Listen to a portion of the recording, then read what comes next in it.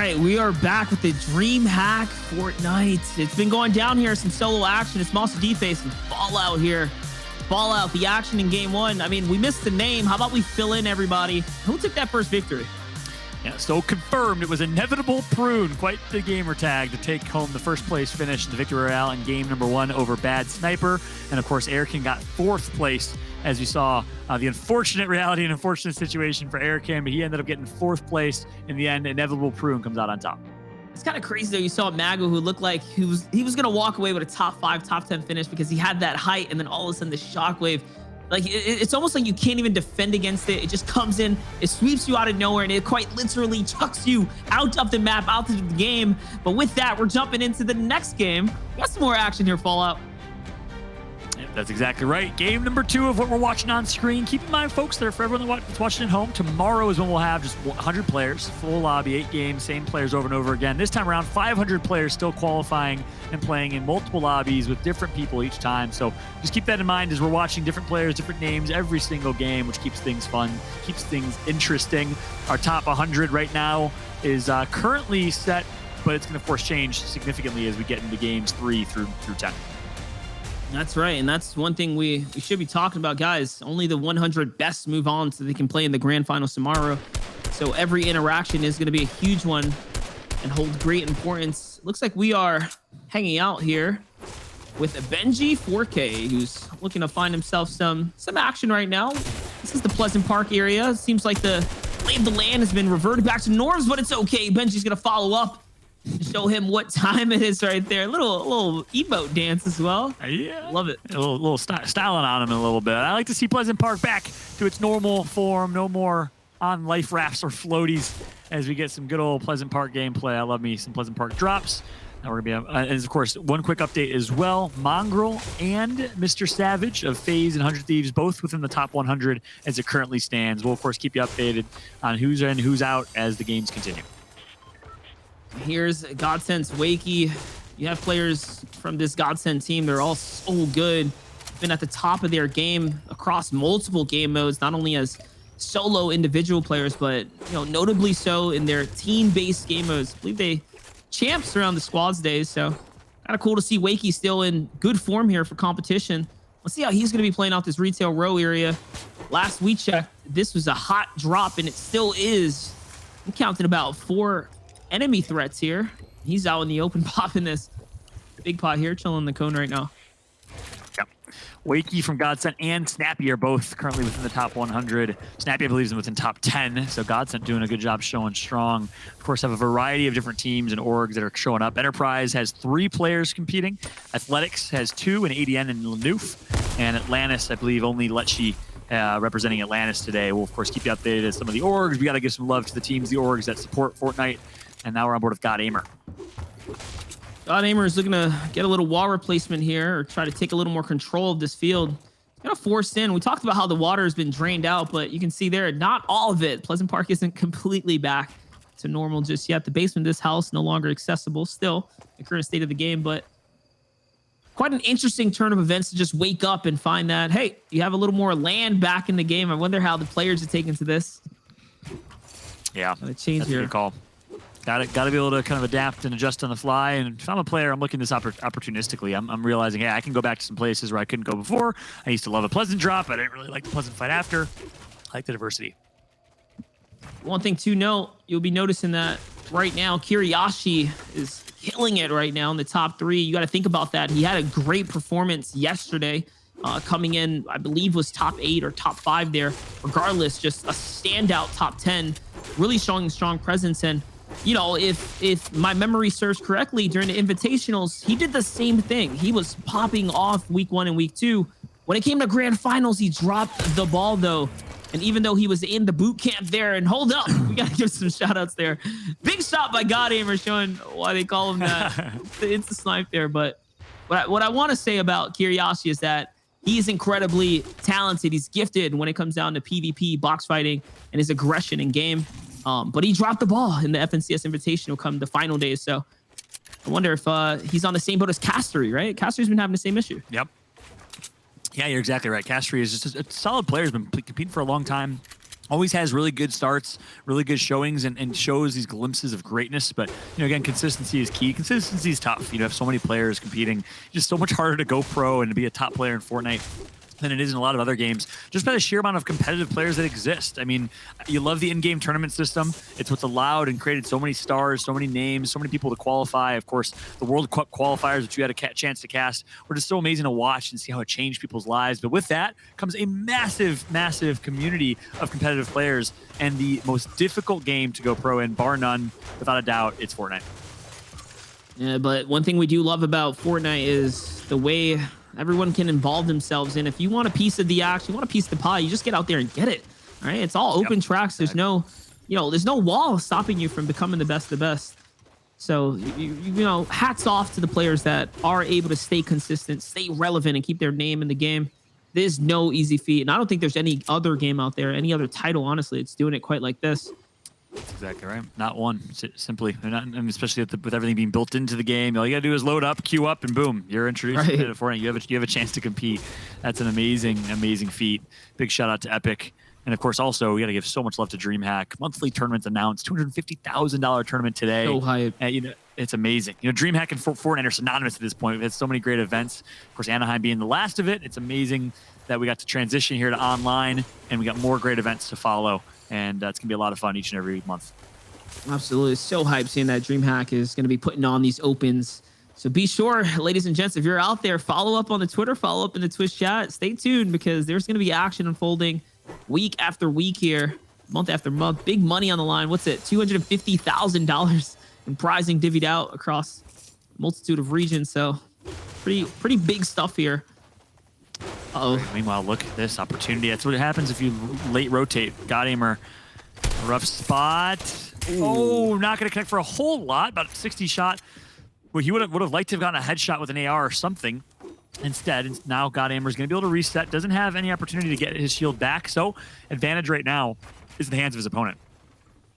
It is true, but he defaulted to jumping back inside the house. Maybe try to bait him into a little bit of a box fight here. Looks like that's going to be the name of the game right now. Just kind of waiting. But that's the play style of the Charge Shock, and really introducing a new type of patient play, more of a back foot playing here. A little wall control from Godaimer, though, showing who's dominant in the situation right now, even with a limited shield. I mean, this is still an Elam that he probably wants to grab if he can. I was going to say the shields would be the most important. He's going to find some here. Ooh, gonna connect for some good shots, but he's gonna get tagged up as well. Godaimer is gonna hit the headshot that matters the most, but the third party comes through. Godaimer back against the wall as he is now getting third party, making a fourth party coming in as well with a huge first kill. Also triggered some AI, it looks like, so Godaimer needs to be absolutely cautious and try and survive off his back foot. It's a great shot right there, too. Using the crash pad, then disengage. It just kind of worked out that way. Benjamin's trying to get into the box, but the counter edit, the offensive or the defensive edits are working out beautifully here now.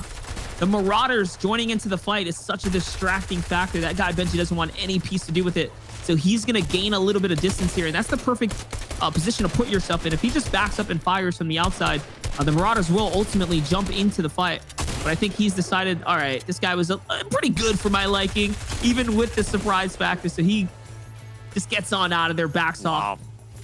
Got in there. It's going to clean up the Marauders. Go ahead. That's exactly right. I gotta say, I'm so impressed right now, Javi, by Godaimer. His place, the way he's playing, the way he played off his back foot. He actually had the disadvantage in that first fight, but still played with aggression, still has the confidence, and then, of course, gets third party, stays calm, heals up. Now he's going to find himself a campfire, and then now he's going to get rewarded with the loot from the Marauders. So a great situation for Godaimer. The only thing is the Storm's obviously collapsing. He's going to be continuing to play the edge here, but that's a viable strategy right now in current meta. Play the edge, play for your limbs, pick your fights wisely, and right now, near perfect gameplay from Godaimer. He's making quite the story of himself. Yeah, absolutely. And I wish I knew exactly who this guy was, or if this is relatively new alias. That's what I was going to say. The thing about these open tracks, and especially the recent kind of changes, there's so many new names really breaking into the scene. Amongst, of course, all the vets that's been around for a long time and the recurring names, we genuinely do see new faces constantly popping up here. Looks like Godaimer's looking to continue to prove that he deserves to be here. 2 Elims already in this mid game, or honestly the early game. We're still only in zone 2. He's just jumping through this box. Pure aggression right now. I think he's got another pack of Marauders nearby. Those are the RPGs and stinkers coming in. Jeez. It never stops for Godaimer. I'm more than content just watching his trajectory and his story because it's just one chapter after another after another. It reads like a book as he is currently going on the Odyssey. I'm going to call him Odysseus instead. Godaimer right now on the rotation. Wise decision just to back out, reset. He already got his nice loot. He's going to post up instead. Meanwhile, looks like we got a replay coming through from Kuna. Yeah, a little bit of I'm I'm gonna say a little bit of everything here, allowing you guys to see the action unfold across the multiple of lobbies. Remember, guys, there's a little bit of an overlap going on. Players have 10 matches to queue into. As they continue to fill, they'll continue to jump in. A little bit of a looser format tomorrow, though. 8 games, all customs. Top 100 are the only few that are going to move on. But you see Kuna really firing up. Yeah, that's a great sniper shot. Exactly. He closes that out, that 3K with a sniper shot. Beautiful, beautiful plays coming through, and even more beautiful job by our production team to catch those replays and keep you all up to speed on things happening elsewhere in these lobbies with this wonderful spectator mode and observer mode that we're able to have, which is great, especially in comparison to yesterday. We were watching some streams. Today we get the real competitive production and broadcast experience as Sakanu now 3 people in this fight going up against Jordberry in a pretty rough position as he needs to be careful of that third party lingering from up top. Yeah, much prefer to be able to be in the game, get that real, raw, authentic feel of the Fortnite experience. Yep. That's what we're getting here as Sakanu's trying to jump into the box. Talk about the Fortnite experience. Everyone knows it's all about phasing and hopping into those boxes. But if he gets chin checked by this charge shotgun, he's going to get put down. Let's see what Jordberry decides to do. Jordberry is showing a lot of signs of passiveness, elevating himself, getting off the layer, although he had control of the box and the camera angle there. So I think Sakanu's feeling pretty confident if he's reading the situation right now. And yes, he is. He's going to continue to claim a little bit here. Gonna bait him in. Let's see now. Again, Jordberry does have the advantage right now as far as the camera angle goes. Looks like Johnny just won another lobby right there, getting a little bit of the feedback. But take a look, Sakano, even with the disadvantage from before, is showing that he can work the situation. Great cone control right there as he throws one in the box and completely takes advantage of the situation. Oh my gosh, that was great. That was kind of scary. Was that like just regular pump better right there? I mean, quick edits, quick shots. Of course, the charge shotgun. You got to take some time. Like you said, we're used to seeing a little bit more passive play, but like the aggression coming through from Sakanu right there. Well played shots, great edits to connect for the 1v1. Now back in Godaimer's journey as he's playing yet another member of the Mongrel family. It's Tazrel. Nice sniper shot to start. This should be Tayson here. I think Tayson came 5th place in the last solo invitational as well, coming just behind, playing out of the Steamy Stacks area, as did Janice. They were previous duo teammates coming in. So 2 notable players, both of which are, again, excelling in Fortnite as a whole here today. And already he's got himself an elim and a nice amount of points. So he's still in the discussion, very, very much relevant. 76 points coming into game 2 right now. It's pretty phenomenal, actually. And surviving halfway through the lobby. That's exactly right. Great survival. Has a lot of FNCS duo wins alongside Janice from past FNCS, season 2 weeks. Ooh, wait a second.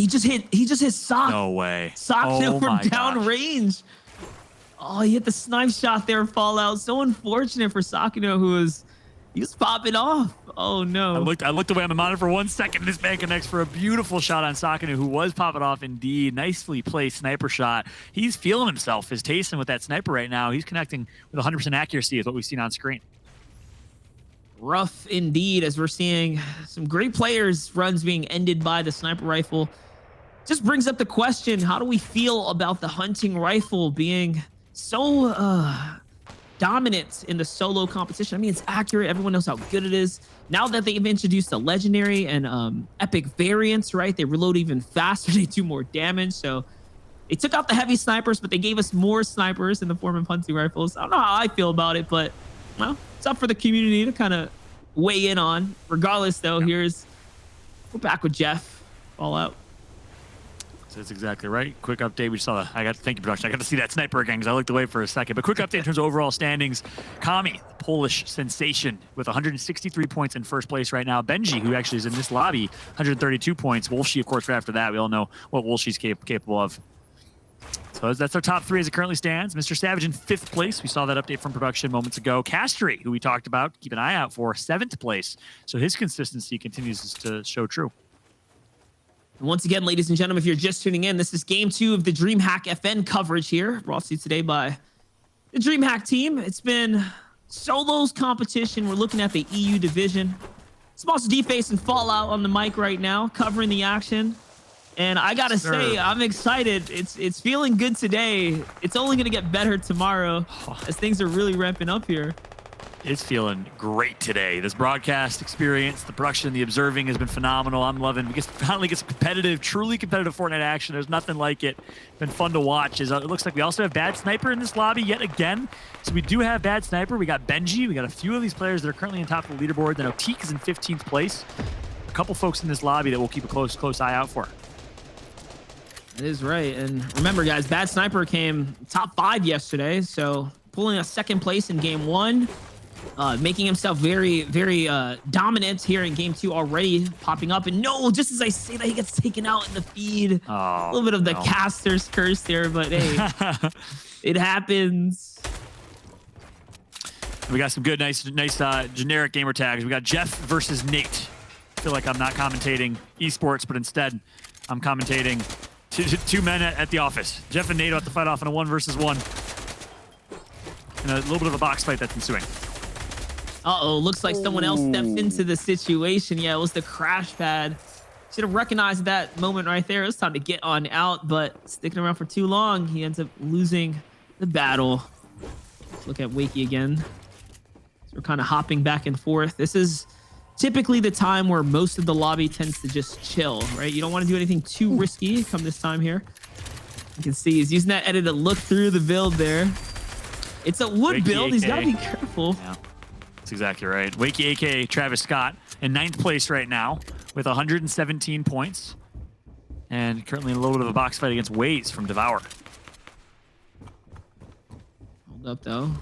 Good job by Wakey right now, just keeping tabs on the general area. Trying to look around here, possibly looking for a launch pad or something of the sort. Who's moving first so he can get a rotate? Yes, perfect. That's exactly what he was hunting for. You can see as soon as that player moved, he made the decision to go, but backing up now, hearing more footsteps nearby. So he wants to be one of the last ones to move. He doesn't want to move too soon because then you become the guy who gets fired at and forced to build here.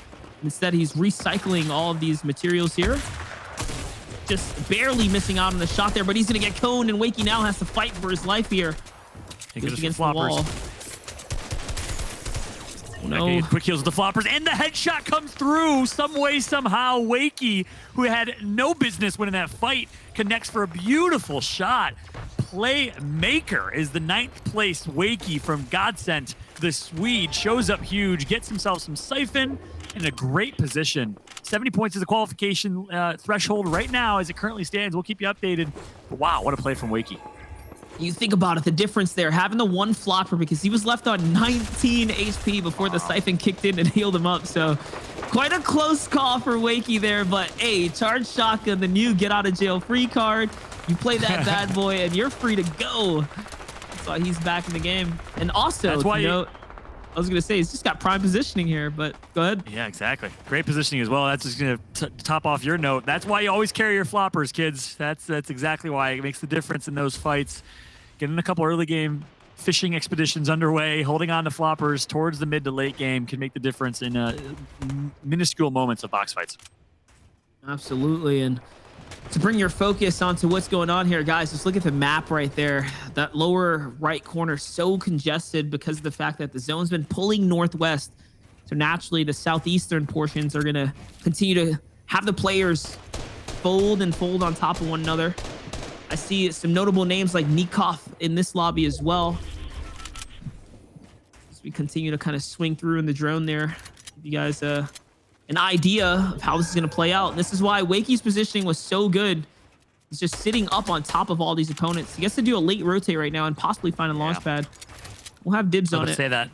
No launch pad in his inventory. That's going to be a little bit tough. So he's going to have to find a recycled launch pad instead. We'll see if he can, but his positioning for now is great. I hope he takes advantage of this and maybe uses it as an opportunity to fire off and maybe pick up an limb or two, find some loot, find a launch pad, find some sort of mobility for a rotation, because right now he has none.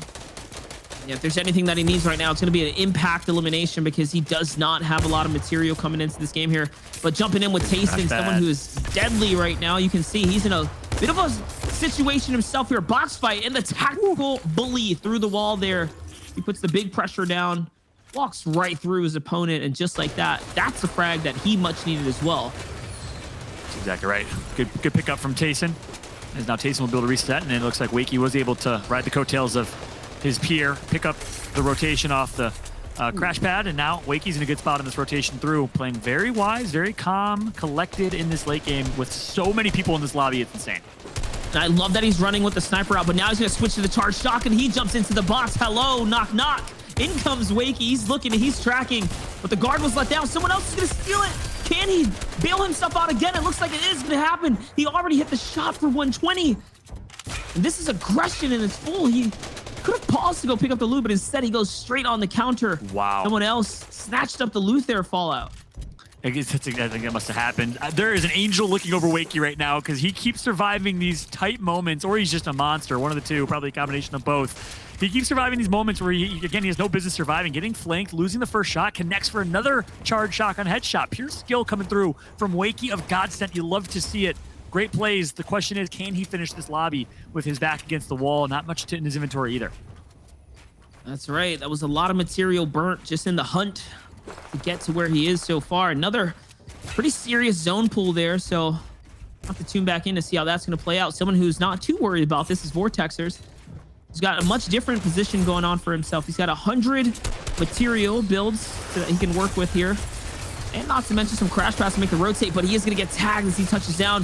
Wakey, who's on the heels of that, is trying to use these crash pass to get down, and yes, he's going to find the full-on set of crash pads. So many getting put into play here.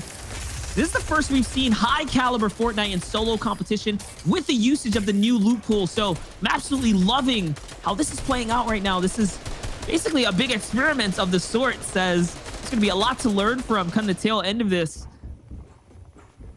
That's a great call up.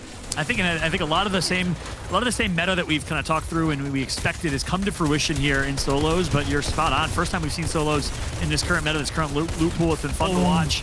As Wakey's going to get boxed in and unfortunately finally gets taken out. So that Guardian Angel disappears. And guess what? It's to the hands of Tayson. 4 eliminations for Tayson right now. He is popping off the duo of Janice. That's right. And people forget Tayson has been around for quite some time. And I mean, he popped off in a previous solo. Everyone always gives attention and love to the guy that came first. But you forget, top 10. These guys are wolves out there. They're definitely alphas on the scene. You can see his positioning is bar none. He's going to find himself in a beautiful spot to take out Inevitable Prune, possibly the player who won game 2 from low ground, the previous one that we did see. That tactical shotgun. Give me that crown. Give me that crown. I am king. It's Tayson, the 1 versus 1 in the box fight's going to come out on top yet again. Gets the siphon, and he continues to roll here. Had Inevitable Prune weak as well, and I believe it was Kami that did end up taking out Inevitable Prune. So a few eliminations for him, a few assists as well, as he's making such an impact on this lobby. Nice rotations, good tunneling coming through as well. I love that he's overbuilding now because he has the material to do so. These frags coming into the late game are so clutch. 5 elims is no easy feat for a solo competitor. Make that nearly 6, as I thought he was going to conclude it right there. But all right, he's got decisions to make. He's got the positioning here too as well. What's he going to do? And Nikov alive as well from Vitality. Teammates in the past with Airwalks. Everyone knows Airwalks coming from France. Let's see what Nikov can do in this late game. Kami from Poland. A couple stars are lining here in this late game to see who's going to come out on top. They're currently on board with Walls. Wait a second, though. Waze up here on height with the shockwave. It's no surprise, right? This is a story we've seen being read time and time again. It's a matter of what you do with height, though. He's got a lot of options here. Only 3 shockwaves, though. He's possibly going to save those so that he can, capitalize on reclaiming height if he has to. Only 16 mats here, though, so not completely safe. Not just yet. Waiting for the zone, though. Taking his time. As we head over to the wide shot here. Falcony still in the thick of it. Gets taken out in the low ground. Tayson's still alive as well. Looking to tear things up, but it's Cammy, another veteran who's going to find a 2-for-1 special. Down in the low ground now as well. As Waze is just trying to put pressure, but not doing much with his height here. Cammy's really the one who's capitalizing right now, Fallout. That's exactly right. He just got his structure saved by other people in the lobby. I think it was Waze that actually knocked the structure from underneath. But Waze is doing a really, really good job holding on to high ground. Doesn't have a whole lot of builds, though. Only 5 total builds left. He's going to connect for 1. Looks for the second. Can he get it? No, not just yet. It's going to be Kami looking to clean up. Tayson still alive. Kami's still alive. Waze going to pick up an elimination on Kami. Gets a second. That's a double for Waze, and that's going to be it. Waze with a huge finish, proving that high ground is king. He picks up a victory royale and 5 eliminations to boot. I mean, I know I was knocking him at the end there, talking about he's not using the height the way he could, but all of a sudden, the key was inserted, the door was open, and all of the players were there to reveal himself to him. What a phenomenal just chain of elims there. Kelly, I know you're standing by. I know you watched it unfold. Jump on in here. Hey, Monster. Hey, Fallout. That was incredible. And I loved actually kind of the conflicting stories that you two were telling. Monster being like, Waze isn't doing the right things. And Fallout's like, no, wait, he is doing the right things. But let me do a quick recap, everyone, of where we are standing in the standings right now. Kami at first place with 163 points right now. We have Taze Grawl at 149, and in third place, it's Chapix there. Of course, you guys can see a bunch of other names, of course, but I'm not going to go through all of them. But some notable names: Janice, Mr. Savage, Ermoon. Anyone else standing out there for you, Monster? You talked about Reason coming into the top of the show. He's up there in the top 5 right now. I think with the amount of points he's already secured, he looks like he's well on his way to top 100 for grand finals tomorrow. We'll see though. We're not even halfway through the competition, so I'm not gonna overhype it, but he's looking really good right now.